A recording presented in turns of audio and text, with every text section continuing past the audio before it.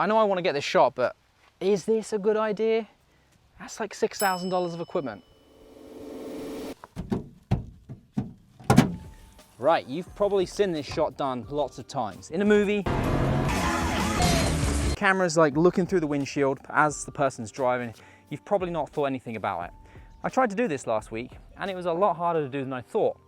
Figured it out, but I thought, let's make a video about it. Now, you are going to need some things. This is the stuff that I'm gonna be using. You don't necessarily need to use all this, but I'll detail throughout the video what it is that I'm using. There's links down below if you're interested. There's probably alternatives to all this stuff as well. Now, most importantly, you're gonna need one of these. This is a suction mount for attaching to the windshield of the truck right there. This one is from a company called Delkin Devices. It's a Fat Gecko dual knuckle, dual suction mount. Dual because there's two suction mounts on here. This one's rated for about £8. There is a triple version of this that's rated for £12. The important thing for this one is it's a dual knuckle one, so you can loosen this off right here, and then this will turn or bend, so it fits the curvature of the windshield a little bit better. Now, this one is extremely well reviewed. I've already tested it. I know it works well. You're not really going to want to cheap out on this. This is the most important thing here, and it's holding this camera, which is like $5,000. So make sure you get a really well reviewed one of these. But before we attach that to this, we want to make sure that this windshield is nice and clean. With the suction cup, we need it to be clean so nothing's gonna interfere with it and maybe make it not stick as well as it could. This is obviously the more important side for the suction mount, because this is the side the suction mount's going on. I'm gonna be mounting it about here. It's gonna be looking through at me as I'm driving right inside the cab there. Now, I'm using an Arca Swiss plate attached to this Delkin Devices mount. I have it screwed in really, really tightly. I've just removed the camera, so this is a little bit easier to attach. Now, this isn't how they do it in the movies. They'd probably have some form of rig on the hood of the truck there instead, but this is a much more budget-friendly option. So to attach this mount, loosen off the knuckles right there and kind of get it where you want it to go. Push down on the one button and pull up. Make sure that one's loose so it can fit the curvature of the windshield a little bit better. Push down and pull up, and that is it attached. I'll tighten these off so they're not going to move around. And then you're going to want to attach your camera. The nice thing with this Delkin Devices mount is that when it's loose, it does move around completely there, so you can angle it in any way that you want it to. Let's just attach this to the mount. Make sure that that is on there nice and tightly. Okay. Camera is on, just so I can set up my framing and record so you can just see what I'm doing. And we're going to tighten this off. I'm using the Sony 24mm. I want to be able to see outside, but I also want to be able to see, obviously, myself inside the truck. And you're already going to see a problem right here, which we're going to address in a second. Get that nice and tight. Okay, I think that's on there. Now that is on there real tight. Now, you may look at this and go, well, it's going to be a little bit wobbly, and it might. It's not going to be too bad. The suspension of the truck is going to absorb a lot of the bumps. But if you're worried about it being too bumpy, you can turn on active stabilization in the camera, which I am going to do. It gives you a 1.1 times crop on an A7S III or an FX3. You could also, if you wanted to, get the triple version of this and mount a gimbal to it. Bit more of a risk, but it's an option. I was a little bit skeptical when I first got this as well, and you might be too. So here's a little shot I've set up just so you can see. Look at the side of the truck here, all right? And I'm gonna really pull on this. You see how the truck's moving? That thing's on there tough, it's not going anywhere. Now you might still be skeptical, and rightly so. So we're gonna create a tether as a backup. If this did fall, this will hold the camera long enough for me to pull over and figure out what to do from there. You could go with a rope, as long as you know some good knots. You could go with a carabiner bungee cord, but the problem with this one is it's too long. I don't like that happening. It might hit the wheel or something.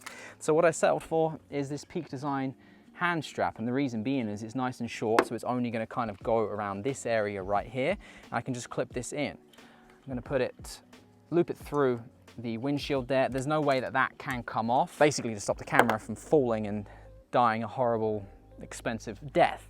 So let's clip that on right there. And now we have the mount attached with a tether, so we should be good to go. But there's actually another problem we have now. If I hit record on here and flip to this angle, you're gonna see that we can see all of the sky and the clouds in the reflection of the windshield, and that's just because of the way light works. So we need to use one of these, which is a circular polarizing filter. This one's from Polar Pro. It's a quartz line ND16 polarizer. So we'll screw this on here. Now these are actually used literally for cutting through reflections, so like on glass or on water. I wouldn't recommend using like a magnetic system one, like freewells. They're great, but if it's magnetic and you go over a bump, it could quite easily come off, whereas a screw-on one is just attached a little bit better.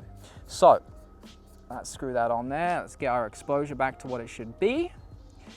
And if I turn this, as I turn it, you'll see we go from reflection to cutting right through that reflection and being able to see into the cab of the truck there. Clouds, no clouds. However, now you've probably seen another problem. Right, so we look good for this camera here, exposure is okay, but I don't care about this camera. This is just for me to tell you what we're doing. That camera, however, if we look at it, I can see on my Ninja 5 right here, I've pre-focused manually, which I'd recommend you do. I've set the exposure right for the sky. We're using S-Log3, around plus 1.3 to plus 1.7. However, I'm pretty dark, and even in S-Log3, I'm probably not going to be able to salvage that in post. Now, we could expose for me, but then the sky's going to be overexposed, and again, we probably wouldn't be able to salvage it enough because there's a big difference between the exterior outside and the interior here. So we need lights. I'm not going to claim to be an expert on lights because I'm really not. I've got a real variety of lights here, and I'm going to try out some different things, and I'll ultimately end up showing you what it is that I used. Lights I'm going to try here, Yongnuo YN216. I feel like this one's going to be pretty useful. It pumps out a decent amount of light, and these are really cheap as well. This is a P1 Vlogger on a friction arm. This is an Aperture AL-MX, I think, on a YC Onion friction arm. Super clamp there, which I'll probably use for one of these YC Onion energy tubes, a couple of those, another friction arm, and then a Yongnuo YN360 version 3 full RGB light. Really like this light. I use it a lot. It's like a backdrop light I use, battery powered, for a little remote control there. That I think will probably go like in the footwell. So I'll show you what I ended up doing now. All right, so here we are now. This was obviously how it looked before without the lights. Let's now put all the lights on. So just open the barn doors on that one. We'll turn this guy on, and we'll turn you on as well. So now I'm lit a little bit better than I was before. And just to show you what I ended up using.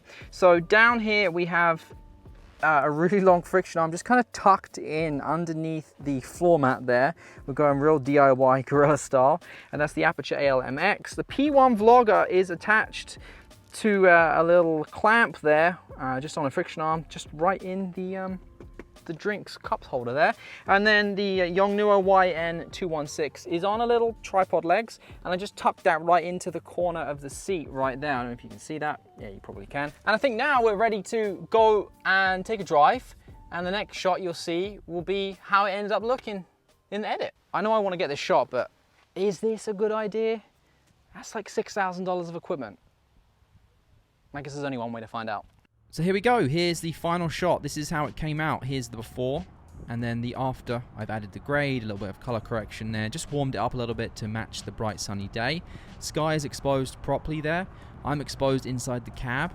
So overall, pretty happy with how it came out. Not bad whatsoever. Now the real star of the show here is obviously the CPL filter. Without that, you wouldn't be able to see me inside the cab. So if you're hoping to achieve this shot or get something similar, hopefully this video was of some help to you. Otherwise, thanks for sticking around. If you did make it this far and you're not doing this shot, you're amazing. I will see everybody in the next video. Take care. Hold up, before you go, what about if we had some widescreen bars, a bit more of a look, some interior car sounds, and a radio sound effect too?